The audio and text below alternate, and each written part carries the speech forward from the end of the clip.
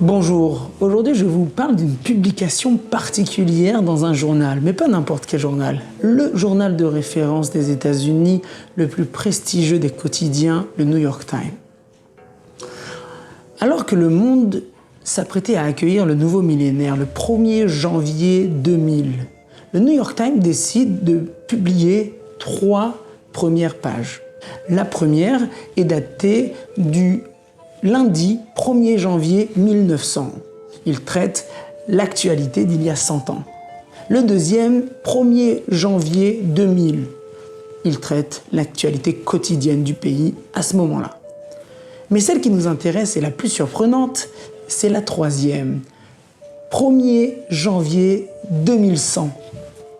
Là-bas, le journal se prête au jeu d'imaginer l'actualité du futur. Qu'est-ce qui se passera dans 100 ans?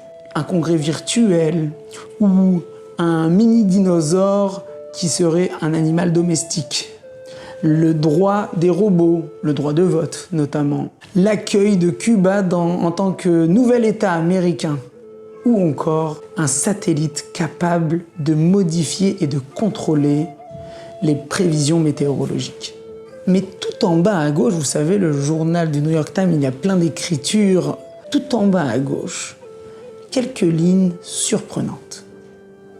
Femmes et jeunes filles allumeront les bougies aujourd'hui, vendredi 1er janvier 2100, 18 minutes avant le coucher du soleil. À New York, 4h39.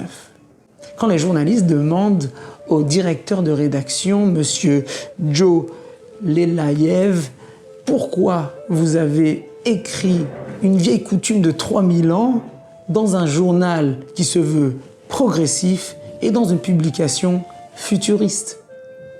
Sa réponse est tout à fait pertinente.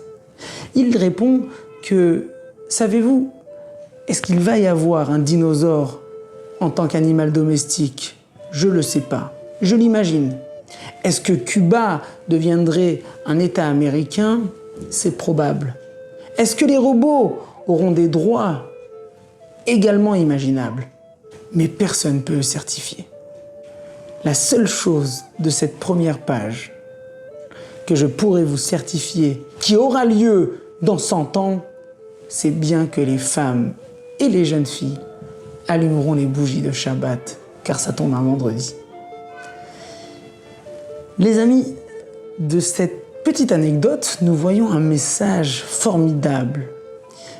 Une petite flamme qui a l'air tout à fait insignifiante, une petite action, réussit à traverser les générations, à traverser l'histoire, et qui est aujourd'hui capable de se projeter dans 100 ans, une vraie flamme éternelle.